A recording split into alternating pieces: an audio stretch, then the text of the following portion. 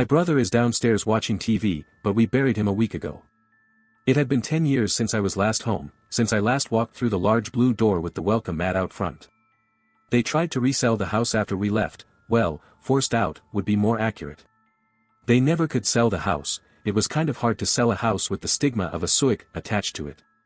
For 10 years, I've been haunted by that day, the day my father took his own life, the day my mother lost her mind, the day my brother came back from the dead. My brother, Max, had disappeared during the last few days of his camping trip. He went to a camp called Camp Manatari, right outside of that freaky town called Sleepy Falls. It was one of those small towns that had existed since colonial times but wasn't on any map, and the only way you could find it is if you'd been there before or someone who'd been there before showed you the way.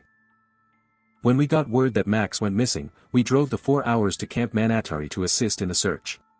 My dad stayed silent the whole trip, and so did I. The silence in the car was broken by my mother's occasional sobs and repeating to herself, "My baby boy, we'll find you." When we reached the town of Sleepy Falls, we cut through the market district, since it was the fastest route to the camp. Shopkeepers and shoppers alike stepped out of their stores and just stared at us as we drove by. No smiles, no waves, they just stared. I remember when we visited this place years ago, I was just a kid, but something about this town rubbed me the wrong way. When we arrived at the camp, we were greeted by a tall, skinny man with dark hair cut into a bowl cut and dark-rimmed glasses.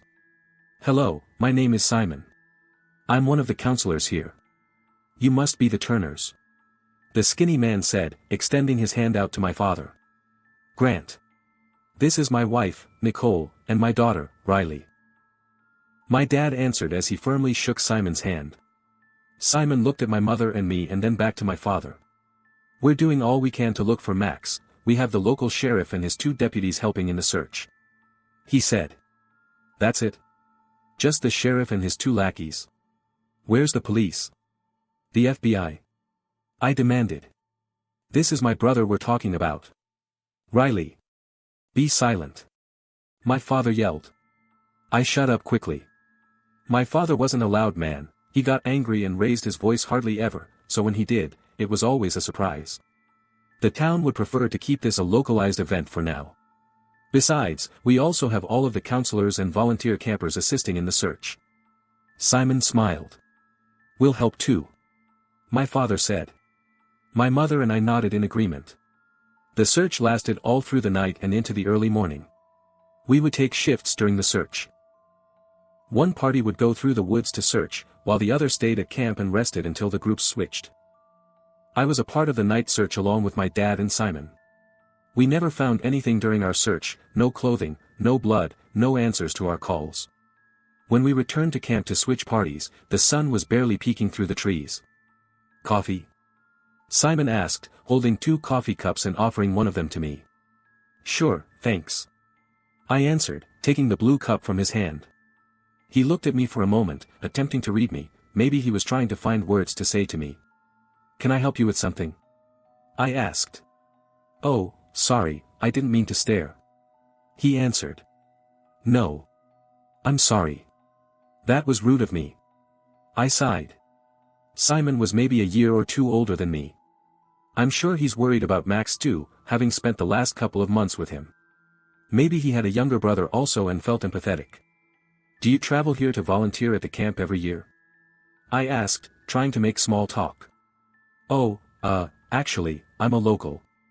I live in town with my uncle," he answered. "Oh, I see. Hey, is the town always this weird when people travel through it?" I asked. "Weird?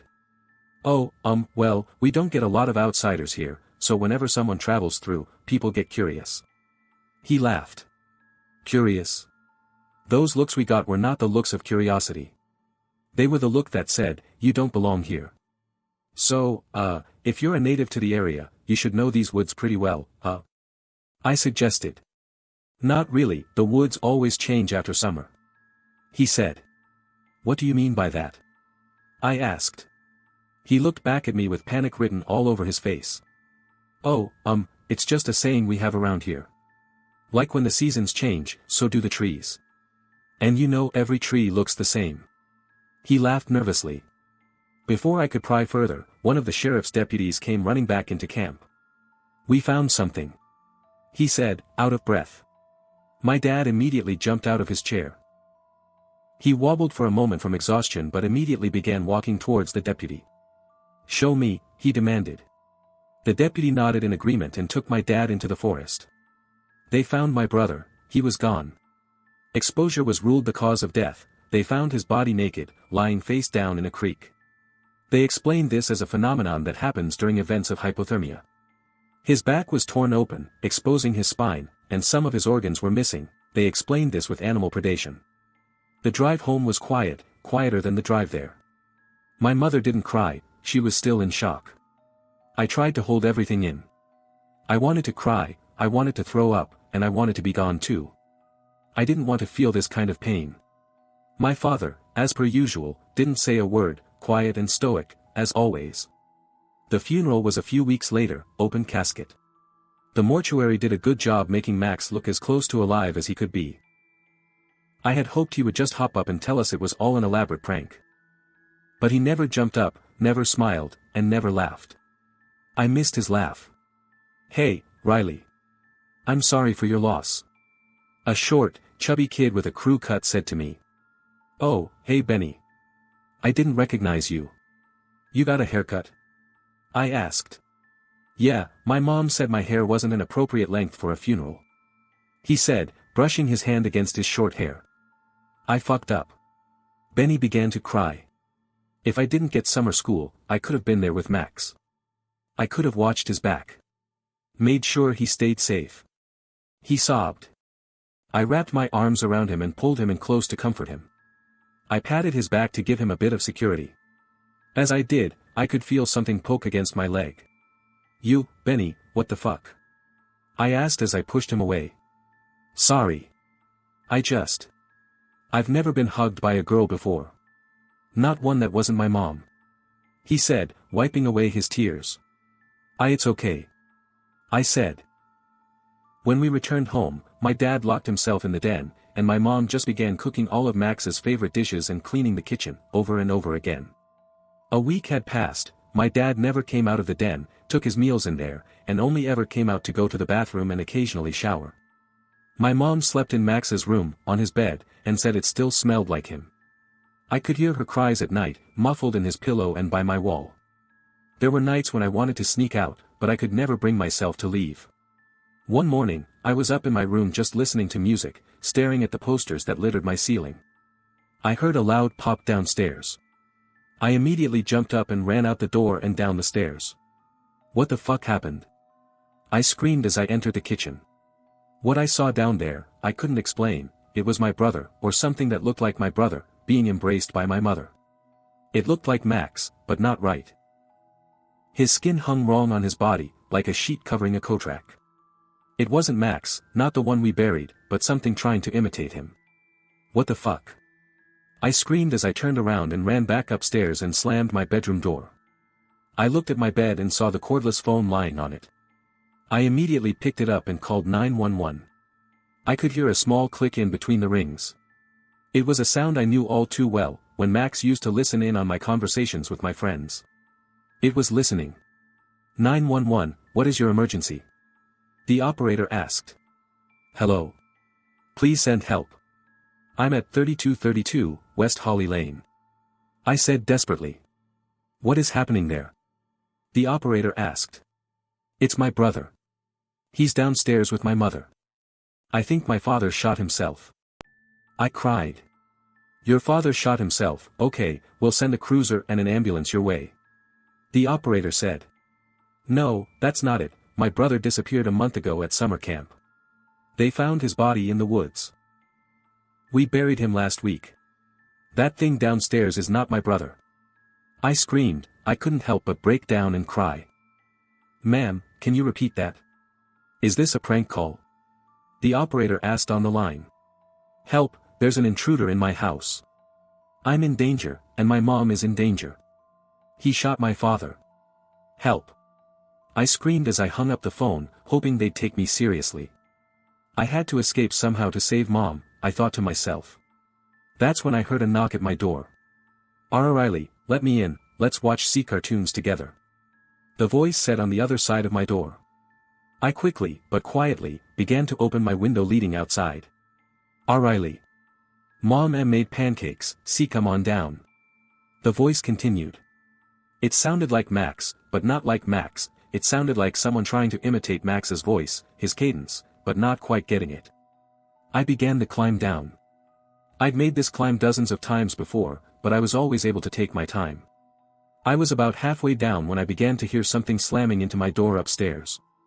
I heard my door cracking and splintering with each slam against it. I didn't have time to finish the climb, I had to jump the rest of the way. It was about another 10 feet down, but I didn't want to accidentally twist my ankle or something. I aimed for the bushes below. Landing was a bit rough, but the worst I got was some scratches from thorns and branches in the bushes. I couldn't go back through the front door to get Mom, I needed to arm myself. I had to go through the window in the study. It was a tight fit, but I pushed my way through. My dad sat in a chair, his mouth agape, a crown of bone and brains adorned the back of his head. His cherished 1911 was on the floor next to him. Scattered through the den were various plates of half-eaten food and a lot of crumpled-up paper. Upon further inspection of the notes, I realized they were suicide notes. My dad had been planning on ending his own life for days, and finally seeing that thing wearing my brother's face must have finally pushed him over the edge. I thought about grabbing the 1911, but I didn't fully know how to use it. The shotgun, on the other hand, that was in the now open gun cabinet, I was more intimate with. Dad taught me how to shoot it, always bruised my shoulder, but he said it was one of the best options for home defense. I loaded in 3 shells of buckshot into the tube, followed by 2 slugs and 1 in the chamber. I grabbed a handful of shells and put them in the front pocket of my flannel shirt I was wearing. I slowly opened the door that led out into the hallway, past my parents' room, past the kitchen. I saw my mom still on the ground, crying into the tile still. "Mom," I whispered. "You need to run." She didn't respond, she just stood up and brushed herself off. "Oh, hi, Riley, I was about to make pancakes for your brother. Can you tell him to wash up?" She smiled, her eyes blank with emotion. "Fuck," I said to myself. I hurried up the stairs, pushed the butt of the shotgun against my shoulder, ready for the thing to pounce at the top of the stairs. It never came.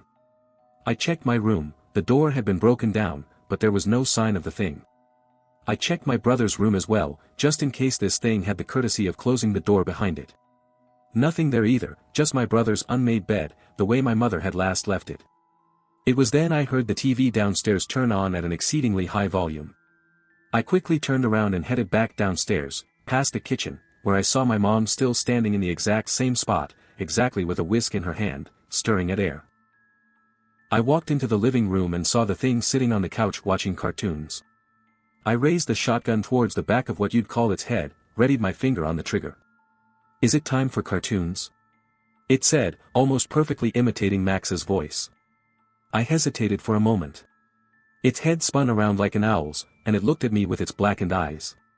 It reminded me of a deer's eyes after you've killed it. It startled me and made my blood run cold, it was the first time seeing it up close. I was startled by its expression and fired the shotgun, clipping the top of its head with the slug. It shrieked at me as it jumped from the couch onto the ceiling and began crawling around like a spider, its limbs gnarled like the branches of a tree and its body twisted like a rag being wrung out. I aimed up at it as it began crawling over my head, this time I hit its center mass. Its body fell on top of me, pinning me to the ground. The shotgun was knocked out of my hands, out of reach. A black, sap-like fluid oozed out of its mouth and chest wound, it stank like that of rotting food and putrid water. The thing was heavy, like a tree had fallen on me. I pushed and crawled my way out from under it. I was almost out before it grabbed my ankle. Large, brambled fingers began splitting out from its hands, wrapping around my leg. I could see the top of its head where I had shot it earlier, it pulsated like an organ that had grain running through it similar to wood. It looked up at me as its face began to split open, revealing rows of bony teeth running down its vertical maw. I turned to see the shotgun behind me. I lay back to try and reach it but could barely touch it. The creature's maw began to get wider as the tendrils wrapped up to my thigh just below my shorts. I took a deep breath and pulled back further, throwing myself further back. My skin was ripping and peeling at my thigh where the creature grasped me. I grabbed the shotgun and pulled it towards me. I pumped the next shell into the chamber, spitting the empty one across the carpet. I raised it towards the face of this creature, and as I did, a flash of memories of Max hit me. I couldn't tell if these were my memories or the creatures doing in an attempt to catch me off guard. I didn't stop, I didn't blink, I pulled the trigger. The buckshot hit its exposed face point blank as it recoiled in pain, howling with a deafening scream. I pumped the next shell, ready to finish it off. It uncoiled its tendrils from my leg and crashed through the large living room window, escaping. A few moments later I could hear sirens coming up our street. There was no explanation for the events that happened that day. The cops wouldn't have believed my story anyway. They chalked it up to being teenage hysteria due to a combination of my brother's death and my father's suicide. My mom never recovered and ended up in a home. I was supposed to graduate that year and start college the next. Instead, I got evaluated. They said I had PTSD and depression and that I was probably bipolar too. Said I was a potential danger to myself. Even so, I never told anyone what really happened. I didn't want to end up like where my mom was. I still visit her from time to time. She recognizes me but always says the same thing, tell your brother to go wash up for breakfast. So why am I here? Back at this house. This decrepit memory. A part of me hopes that it is here. But the other reason is because when the cops were coming back then, I hid the shotgun in a loose floorboard I had known about. I could get any firearm I needed for what I was about to do, but this one I have a personal history with. I don't know what that thing was that killed my brother and took his form. Years of research led me to various shapeshifters, skinwalkers, and legends like that. I do know that it came from the forest near Sleepy Falls, and that town always bothered me. I knew it was time to go back.